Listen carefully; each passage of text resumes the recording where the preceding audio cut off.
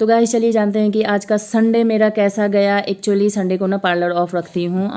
मुझे संडे को काम करना बिल्कुल पसंद नहीं है। मैं चाहती हूँ संडे को थोड़ा घूम फिर के आऊँ, लेकिन लॉकडाउन के चक्कर में किया ही बाहर जाना। तो मेरी एक कस्टमर का फ़ोन आया कि मुझे बहुत इंपॉर्टेंट है, मैं आ रही हूँ, मुझे फेस वैक्सिंग कराना है। मैंने कहा ठीक है चलो आ जाओ। तो सुबह का 11 बज रहा था जब ये आई और 11 से लेके 1 बजे तक मैं इनके साथ बिज़ी रही। 1 बजे के बाद लंच टाइम, तो लंच किया। लंच करने के साथ साथ मेरी एक फ्रेंड आ गई और उनका कहना था कि तू मेरे बालों में हेयर ड्रायर लगा दे और मुझे कल ऑफिस जाना है। मैंने कहा चल कर लेती हूँ, उसके बाद रेस्ट करूँगी।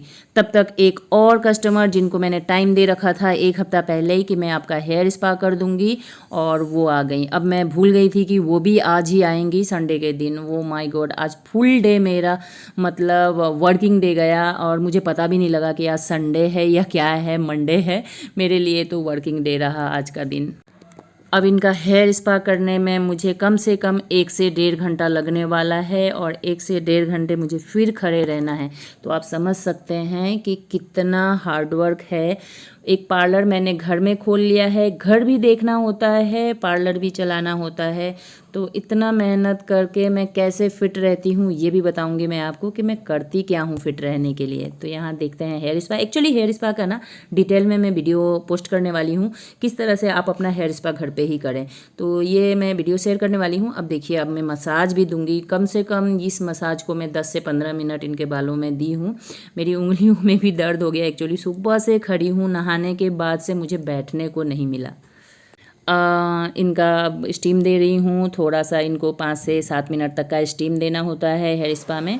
स्टीम के बाद ना गाइस बालों को थोड़ा ठंडा करके फिर वॉश करें। डायरेक्ट गर्म से ठंडा लगाएंगे तो हेयर फॉल होने के चांसेस हो सकते हैं। एक्चुअली ये हेयर स्पा कराने आई हैं अपना हेयर फॉल प्रॉब्लम को सॉर्ट आउट करने के लिए। कैसे हम हेयर स्पा से हेयर फॉल को रोकते हैं ये भी बताऊंगी। जब मैं हेयर स्पा का वीडियो ये वाला मैं डिटेल में डालूंगी ना, तो फिर उसमें बताऊंगी कि हेयर स्पा क्यों करते हैं और हेयर स्पा से क्या फ़ायदे होते हैं और हेयर स्पा से हेयर फॉल कैसे कम हो सकता है। तो अब ये हेयर वॉश हो गया है, लेकिन गाइस अभी भी ख़त्म नहीं हुआ काम। अभी भी जैसे ही हेयर स्पा कंप्लीट हुआ एक और कस्टमर आ गई, उनको वैक्सिंग कराना था। अब उनका मैंने वैक्स किया, तब तक बज गए थे घड़ी में 8। जैसे ही 8 बजे मेरी बेटी खेल के आई और उसका चेहरा देखने लायक था। तो चलिए देखते हैं कि क्या हुआ बेटी के साथ। तो ये हेयर स्पा कंप्लीट हो गया। आप देख सकते हैं लास्ट एक मैंने पिक लिया था, कैसा लगा बताइएगा। अब बेटी मेरी खेल के आई और इसका चेहरा देखिए किस तरह से गर्म हो चुका है। चेहरा बिल्कुल लाल हो चुका है। कैमरा में एक्चुअली शो नहीं हो पा रहा है कितना लाल है, लेकिन बहुत ज़्यादा लाल हो चुका है। और आप देखिए कि इसको मैंने क्या किया, कैसे ठीक किया। रेड रेड सा भी हो गया है। इधर घुमाओ। गरम गरम सा फील हो रहा है।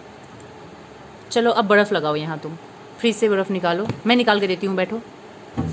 गाइस जब भी बच्चे आउटडोर गेम खेल के आएँ और उनका चेहरा गर्म हो जाए तो आप बर्फ़ ज़रूर लगाएं। बर्फ़ जो है हमारे पीएच लेवल को भी बैलेंस करता है और बच्चे का चेहरा जो गर्म हो जाता है तो वो बर्फ़ लगाने के बाद काफ़ी रिलीफ फील करते हैं बच्चे, ठंडा ठंडा।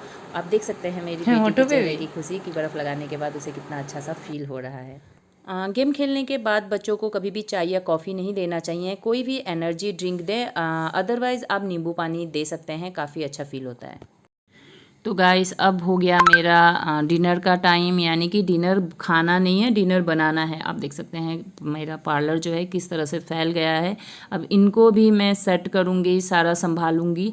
और मेरा किचन दिखाती हूँ कितना गंदा हो रखा है। दिन भर ये इस तरह का हाल हो गया है। मैंने एक्चुअली अभी इसी बीच सब्ज़ी भी काट लिया। ये सब्ज़ी काट के रखा था मैंने, फ्रिज में निकाल के रख दिया है।